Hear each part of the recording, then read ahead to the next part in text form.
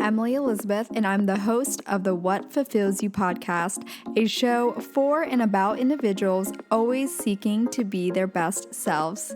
On this show, we talk all about building the mindset, finding the right careers, creating meaningful relationships, and so much more. Welcome to the What Fulfills You podcast. Hello, friends. Welcome back to another episode of What Fulfills You. My name is Emily Elizabeth. I'm your host. And for today's bonus episode, I'm going to be diving into a listener submitted question. And this one is pertaining to dating and relationships, but I think especially dating. And her question was, what are my thoughts on second chances with dating the same guy? My hot take on the taxi cab theory, which I think is related to if timing matters or if it's the right person, they will make the time.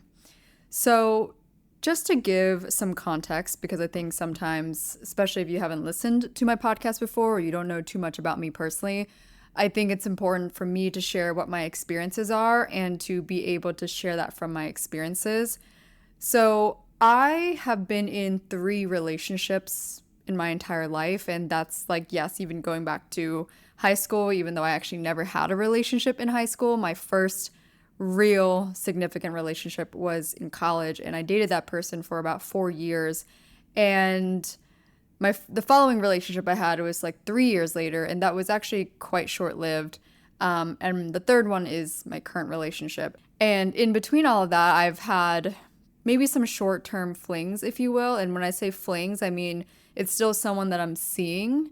And for me personally, I do not have the bandwidth to see or talk to more than one person. And funny enough, side tangent, I saw this on a reel recently where a guy, I find it funny because I agree in my own opinion, but he was saying how if you're a guy and he's speaking to his fellow dudes, that if you're a man and you are talking to more than one girl and you're actively pursuing more than one girl in some shape or form, that you're a loser and that you are kind of indicating that you have no life, because if you have the time and energy to pursue and engage with more than one girl, that definitely means you're not doing anything serious with your life. And he also said that applies to women as well. And I personally agree with that. And to be fair, I've seen women also where they don't have enough going on in their life that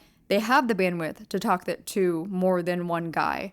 And I just think that's the nature of life. When you think of life as a piece of pie, you can only split your time and energy within that pie. And so if your pie is not full, of course, you're going to have more bandwidth and capacity to engage with 2 guys at once, right? And I know it's a very gray area. Some people do this thing where they're casually talking or casually dating more than one person before it's serious. I get it, but I think when you are a busy person, that's just not on your radar, even if you wanted it to be, right? It just physically can't happen. That being said, that's why I share all of that, because I never got past the point of 2 months with someone unless it was a real relationship. And that's also a personal standard of mine. I am not the type of person that you're going to get to spend time with if I'm not your girlfriend. If you cannot have the guts to call me your girlfriend or formally call me your partner, there is no chance I'm sticking around. And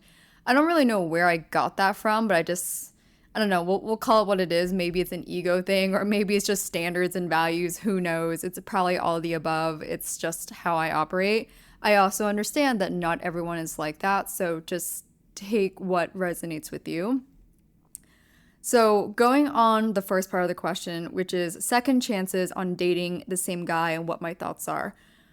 Well, I can't be too much of a hypocrite on this one, because I think my first relationship, where the first half of that relationship, because we broke up for 7 or 8 months, the first half of that relationship, I want to say after 7 months of dating, I started to go into my insecure ways, my insecure attachment, and I just never quite handled my emotions well. I did not know how to communicate, have conversations. I was not really a secure partner, and I understand even though I was only 19, there are some people out there that that do nail it at that young age. And I will say this, like the person I was dating at the time, he definitely embodied very stable, secure traits in a guy.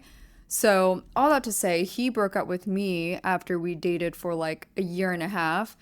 And then we got back together, and we got back together because he gave me a second chance and gave our relationship a second opportunity.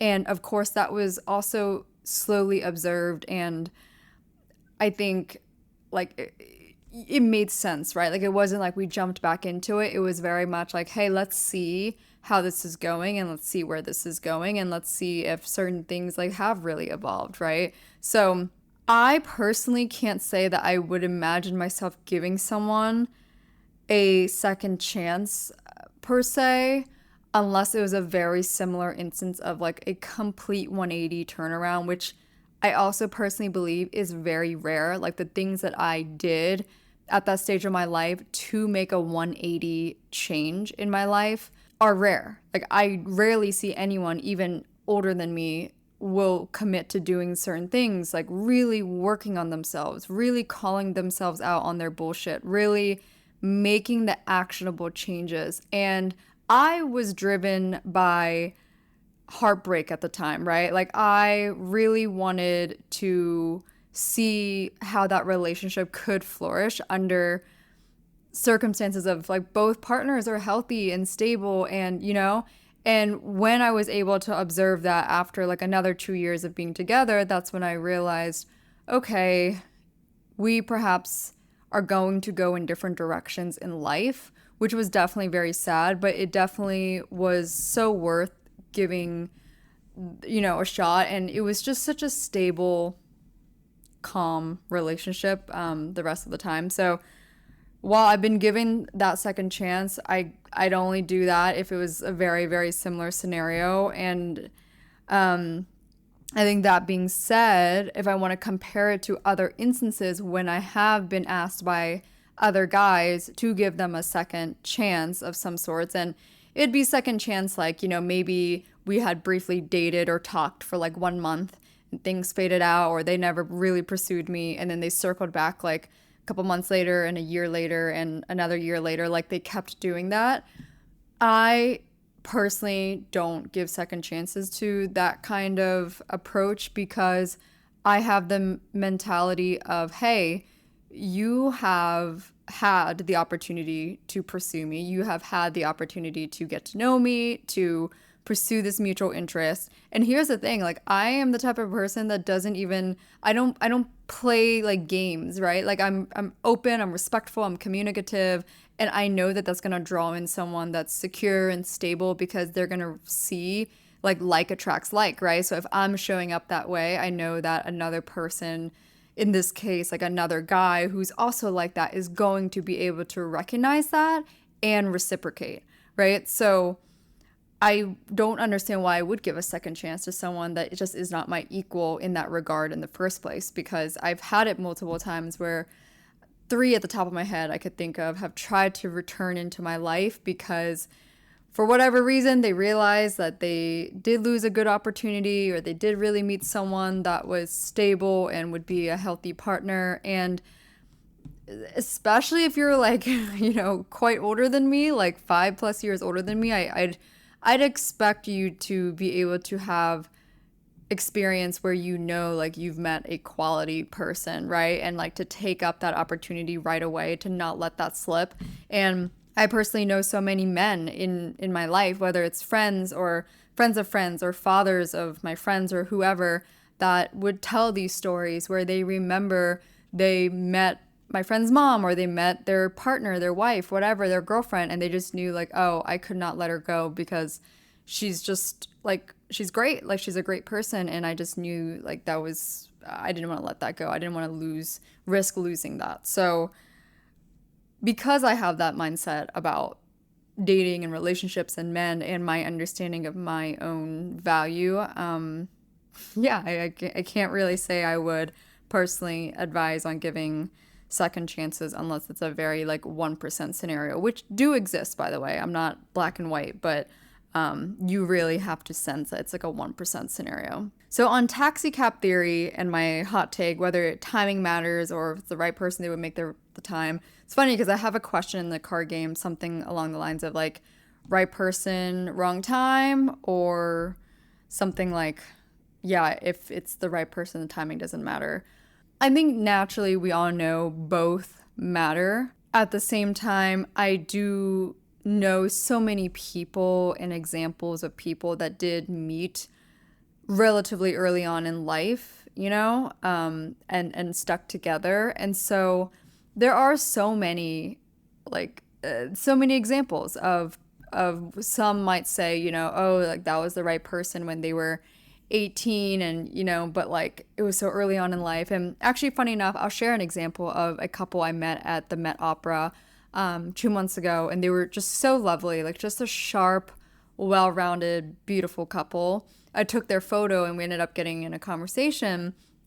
And the girl is, I think she was like 32 or 34, and the husband was like 37 or something, just a couple years older. And all that to say, their story of knowing each other, they've been dating for a long time. She's been with him since she was 17. She mentioned to me that, or they both mentioned the beautiful story of just how at one point when they were in their mid-20s, they thought about breaking up because of the lack of experience both of them didn't have, or rather like they didn't have the experience of getting to date around and see the world in that lens. And they had a serious thought process of, what does this mean? Should we end things? Should we really get that experience? And they realized, both of them mutually realized, that what they have is so unique, it's so special, that it is a really, really good bond. And they knew that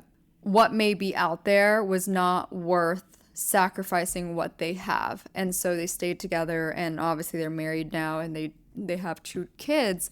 I think that's just, like one of those things where I think like attracts like, and those people clearly had a very similar way of thinking, similar approach to life. And they also acknowledge, hey, don't get us wrong, like we argue all the time, like that happens too, but like we just knew this about each other. And then the girl, she actually ended up telling me as well that the funny part is that when she met him when she was 17, her aunt at the time said, oh, why did you have to meet your husband so early on in life?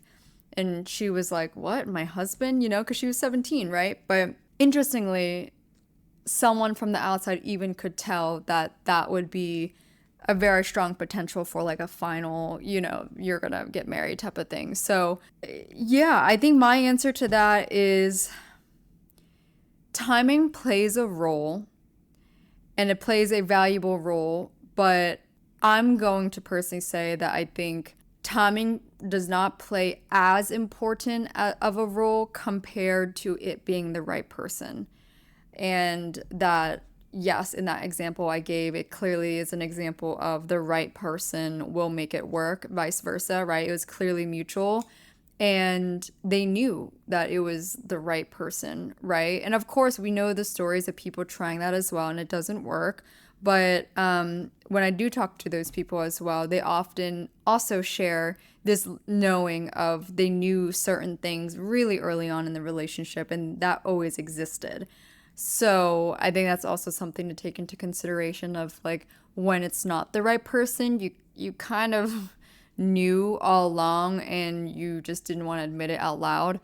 But yeah, I really believe that the right person would not want to give up on you, would not want to sacrifice or risk losing something so valuable. And I think when you have that mindset, you're able to not take anything as personally and just realize like, hey, you know what? If you really wanted to be with me, you would be with me. And so, not my loss.